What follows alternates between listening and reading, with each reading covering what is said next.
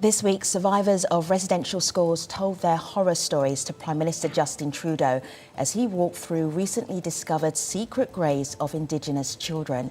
The Prime Minister called the schools that took more than 150,000 Indigenous children away from their homes a dark and shameful chapter of Canada's history. We asked survivors of the residential schools and their family members what they remember, what their experiences were like. And this is what they told the stream. I attended Muskogee Residential School from 1962 to 1971. In residential school, I experienced trauma of physical, sexual, emotional, and spiritual abuse. I'm seeking justice against the Catholic Church, against the Government of Canada, and the police for all the wrongdoings. My family all went to the St. Eugene Mission Residential School. It has impacted our lives. When I say our lives, I mean all of our lives. My mothers, my aunts, my uncles, they all went there and they were greatly scarred. I was raised in foster homes. I grew up without my culture, without knowing my language, without knowing anything about my parents or my uncles or aunts, grandfathers, grandmothers. On the stream today, how do survivors of Canada's residential schools and their relatives and their ancestors, how do they get justice? What does that look like? This is a conversation I would love you to be in. If you're on YouTube right now, the comment section is right here for you to be part of our show. Let's meet the guests. I'm going to say hello to Tanya, to Brandy, and hello to Charlie. Tanya, welcome to the stream. Introduce yourself to our international audience. Gela Kesla, thank you for having me. Nugua Makwalogwa. My English name is Tanya Dick. I'm a registered nurse, and both of my parents are survivors of the St. Michael's Residential School in Alert Bay, BC. Thank you for being with us today. Hello, Brandy. Welcome to the stream. Introduce yourself to our global audience. Tanze, hello, bonjour. Taniki, thank you for having me on the show today. My name is Brandy Morin. I am a journalist specializing in Indigenous stories. I'm from the Michelle First Nation and of Cree, Iroquois, and French background. My grandmother is a survivor of the residential school system, and I tell these stories of survival to international and national audiences. Hello, Charlie. Welcome to the stream. Introduce yourself and also tell us, what is your connection to residential schools in Canada? Well, Wachi, Charlie Angus, Nishinakaz. I am Charlie Angus, the Member of Parliament for the vast northern Canadian region of Timmins and James Bay. I am not Indigenous, but I have spent years working with the survivors of one of the most evil institutions in memory, the St. Anne's Residential School, and the damage that that school did, that we're still fighting for justice in the communities I represent, the fight for children to have clean water, proper schools, the suicide crisis that we see. So much of the damage that was done, this is not ancient history. This is ongoing trauma caused by these crimes, and that's a lot of the work that I do. Yeah, well, I guess I'm nodding when you're saying this ongoing trauma, every single head nodding there. I'm going to show our audience something, guests, and then Brandy, I'd love you to bounce off the back of this. Canada residential schools from the 1800s to 1990s. I'm just going to scroll down here slowly so you can see how many they were. Right across Canada. Will you, Brandy, there will be some people who will be going, what? What happened? How do you answer that? So for over 100 years, there were 130 residential schools across Canada's provinces and territories, and they were brought in soon after the Indian Act legislation was brought into law, and it is still a legislation that is oppressive and affects and controls every aspect of life for First Nations in this country. And a part of that was to assimilate Indigenous children into the mainstream white culture. And so these schools were mandated by law for children to be forcibly removed from their families and taken for sometimes years to these schools that were notoriously abusive in every kind of way. If parents refused to send their kids, they were threatened with arrest from the Royal Canadian Mounted Police. A lot of times, the children didn't even receive a proper education. Many survivors that I have met with and interviewed are illiterate. Some, endured forced labor and worked for farmers and other industries in these institutions. There were nutritional experiments performed on several of these schools. Many of these children died of malnutrition. These schools were underfunded, and the children lived in unsanitary, conditions, which contributed to, their deaths by a disease such as tuberculosis and, malnutrition and accidental deaths, and as we're finding out, murders by the staff and clergy that run these schools. So they were run and administrated by the church, the Roman Catholic Church, the Anglican churches, Right. and a few others. Tanya, you've so kindly shared pictures of your mum and dad. So I'm going to show pictures of your mum and dad right here. And these aren't pictures of them at home. These No. are. So this is your dad. How old is he he's here? He's 5 years old there. You totally look like your dad, Tanya. And then this is your mum. My mother. And you totally look like your mum. What happened to them? They were both taken away at 5 and 6 years old, and really, their parents didn't really understand. And even the generation before my parents, they got caught up in kind of the TB sanatoriums, the Indian hospitals. So they didn't have the opportunity to be parents for their children. And just as my grandparents died at a really young age, and just as a result of kind of the same sort of policies and legislation that were set out to kind of have this genocide effect on the Indigenous people in the country. I'm going to bring in here Melanie Klinker. Charlie, have a listen to what Melanie has to say. Melanie specialises in mass graves, secret graves, discovering them, tracing back what happened. This is what she wanted to share with us. Have a listen, Charlie. Surrounding residential schools in Canada emerge, there are two questions that come to the fore. Firstly, why and how did so many children die? And secondly, why were these bodies then disposed of in unmarked graves? Was that lawful? To find answers to these questions, I echo the United Nations experts' call for an independent, effective, and full prompt investigation into these alleged mass graves. And I would add to these that the investigation needs to be culturally appropriate and be capable of identification results so that the human remains can be returned to the affected families and communities in the future. Well, absolutely. What we are looking at is the beginning of many, many mass graves, and the numbers are going to be, for some people, shocking. But for anyone who's looked at this history, it's just going to be bringing back the damage and dealing with crimes against humanity. It must be said that this wasn't accidental. This wasn't they didn't know better. They were trying their best. This was a policy that was, made mistakes. The policy was the deliberate destruction of the Indian people. Duncan Campbell Scott, infamous in Canada now, he was a famous poet in his day. He was in charge, and he said that his job at the Department of Indian Affairs was to solve with a final solution. That was what he said, the final solution to the Indian problem, that there would not be an Indian problem in Canada. And the problem was that the Indian people were not leaving their lands. They were not disappearing. So we will find huge mass graves, particularly, I think, in Western Canada. Many of those will have died from tuberculosis. That wasn't, again, accidental. That was deliberate government underfunding, the churches skimming off, putting children at risk because these children's lives did not mean anything to government. We will find other graves of children who died from abuse. In my region, the children who ran away, that their parents never learned. They didn't even bother to tell in some cases what happened to the children. Children just were taken forcibly, as my colleagues say, by the police, by the church, and some of them, they never came home. And nobody, it's really hard to describe what it's like to talk to a family member whose son, uncle, never came home, and nobody told them. That's the crime.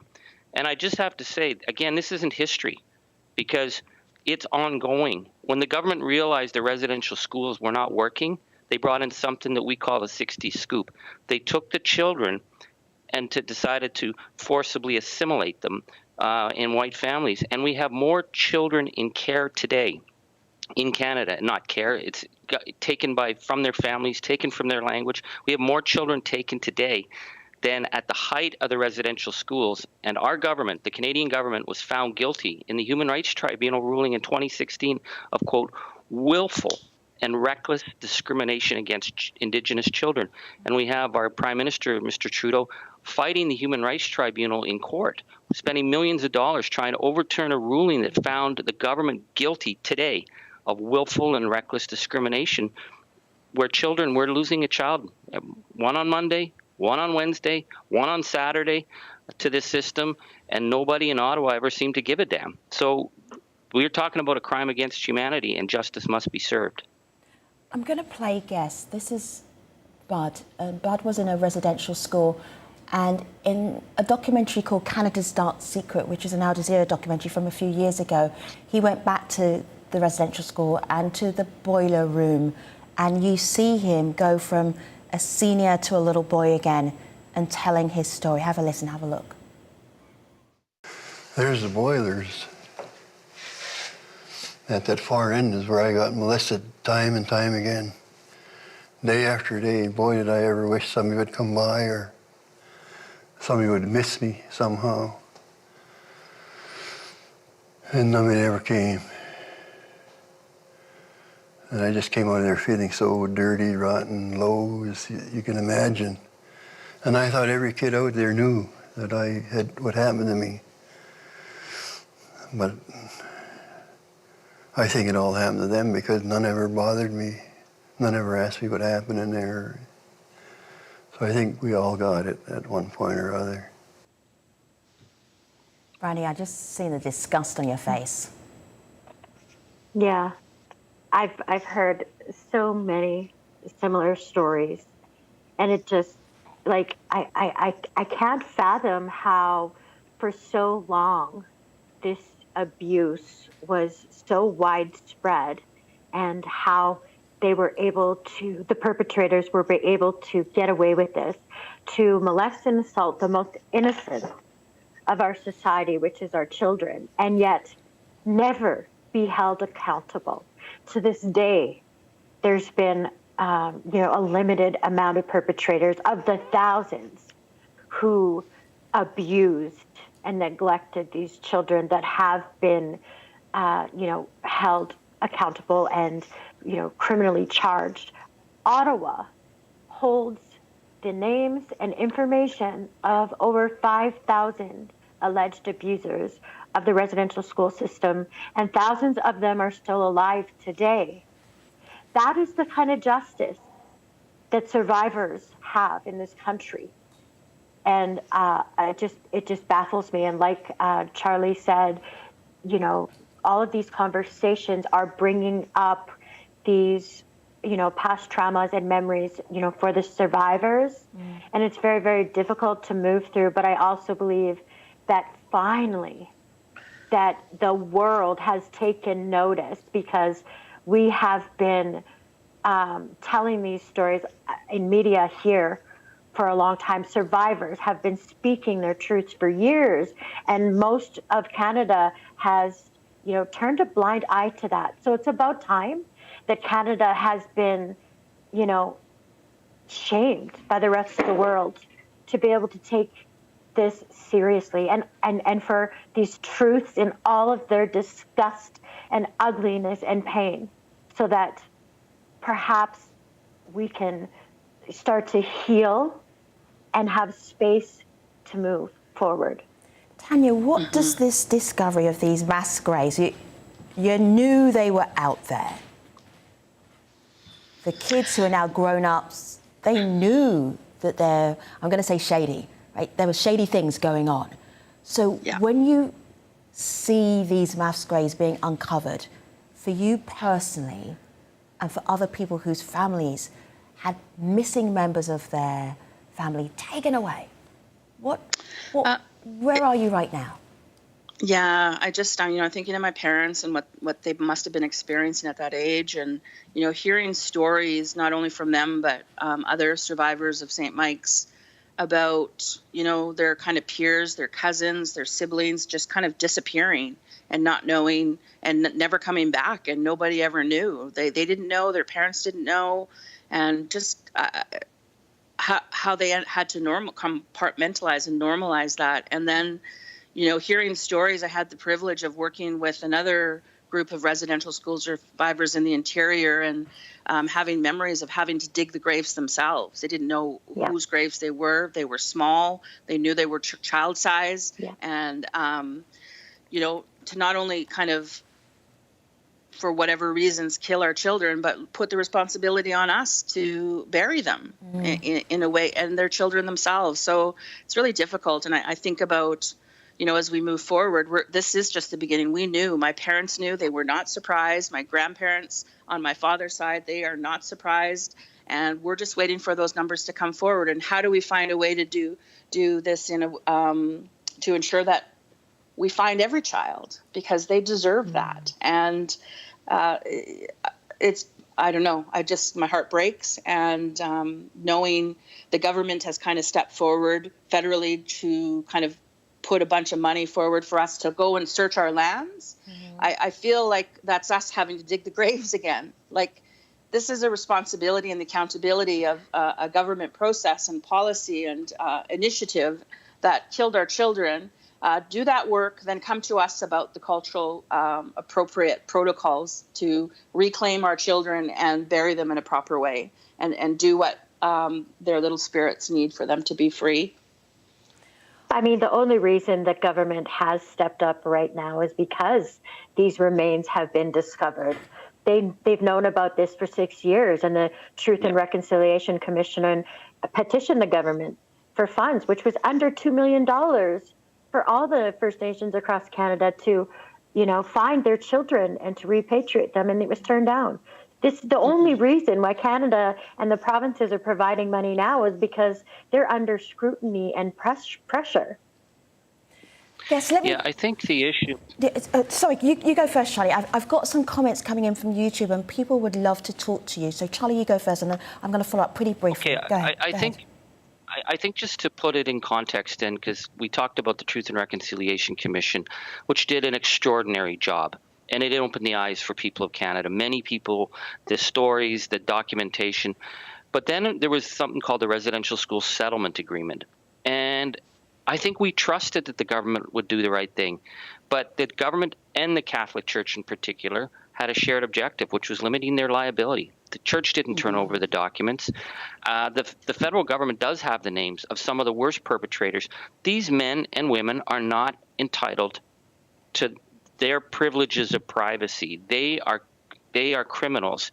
We need to have an independent investigation, because you can't trust the government to do this. The government is part of a crime against humanity.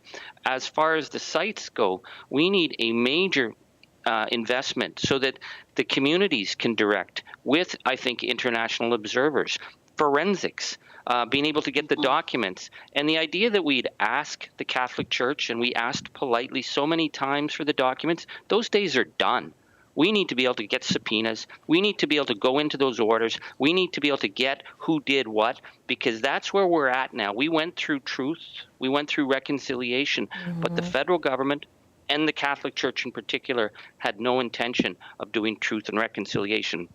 They were going to get through this without paying what they owed. So I think people now need, what is it going to look like to have this considered the international crime scene it is, and that those children have to come home. And that's going to be an enormous undertaking, because it has to be done respectfully. It has to be done right. And the Department of Indian Affairs doing that? Not on our watch. I mean, they created the crime. So this has to be, then we need to see major commitment that this is going to be addressed. Let me share with you a couple of thoughts here. I'm going to get your instant reactions, guests, because shockingly we're almost at the end of the show. So here is the date of delegation to the Holy See. So this comes from the Pope's office. Pope Francis is deeply committed to hearing directly from Indigenous people, expressing his heartfelt closeness in addressing the impact of colonisation and the role of the Church in the residential school system. Tanya, is this enough? No, I mean, historically, through the Truth and Reconciliation process, the presence and genuine presence and voice of the Pope hasn't been there. The apology hasn't really been wholly there. I know now there's a contingency of Indigenous leadership going to him, and I think that's kind of a statement, again, under scrutiny and just being kind of in the limelight. And but behind the scenes, I don't trust that means anything. He hasn't reached. He has no connection to us. Yeah, let me put this one. Let me put this to you, Brandy. I hear you, Tanya. Ministry of Indigenous Relations and Reconciliation. They said we won't be on the programme, but we will send you this statement. They say our government allocated $12 million in new funding to support First Nations throughout British Columbia, with investigative work at former residential school sites. It goes on and on. Brandy, I know you're familiar with these kind of statements. Quick reaction, if you could, please. I mean, like I said, I believe that they're only providing this because of the pressure that they're under, because this is out in the open, because of the shock of the international community. They are obligated to, provide these resources. I think the true test will be when they act upon their, reconciliation efforts across the board, like providing resources and funding for, equality in our nations, for, clean drinking water, for, poverty to be eradicated in our communities, and all the other crises, such as missing and murdered Indigenous women and girls, which, by the way, is a current genocide. It's happening now, and the government is lagging on taking action. So, they were forced into, providing this money to do this, and there's a lot more that needs to be done. So, Charlie, let me put this to you. This is from our YouTube audience, because they're keen to talk to you as well. Tahira Omar says, why blame today's Canadians? This is a really important question, because this is a question about reparations, whatever community who has been wronged we're talking about. But in the Canadian context, if Canadians are saying that, what do you say back, Charlie? I would say that one of the most amazing things that you've seen in the Indigenous communities is nobody is blaming this generation of Canadians. Who they're holding responsible is this generation of government and this generation of the church. We have seen the Canadian people come and have their eyes open in so many ways. We just had our national day, the Canada Day, where everybody in Canada wears red and white, and we have huge celebrations across the country. People were canceling that and wearing orange, the symbol of the residential school survivors. Canadians expect government to do justice, but it is so important for people to recognize that we're not talking just about the harms of what happened in an earlier day. The 60s scoop, the taking of the children. These are the ongoing policies that were based on taking people off their lands so that the lands could be exploited, taking them away from their families, and to have a federal government in court fighting today against this generation of children who are suffering abuse and suffering the denial of their culture because they've been taken from their families. To make it right, we have to make history right by addressing those crimes that happened then and doing justice for survivors. But just finally, the Truth and Reconciliation Commission's call to actions, the first whole group of calls was about this generation of children. We protect the legacy of the survivors by protecting the children today. Charlie and Brandy and Tanya and all of our audience who are on YouTube, thank you so much for taking part in this discussion. We could do a whole new discussion in the next half an hour, but this is it for now. We really appreciate your insights and your thoughts. Thank you for watching. I will see you next time. Take care, everybody.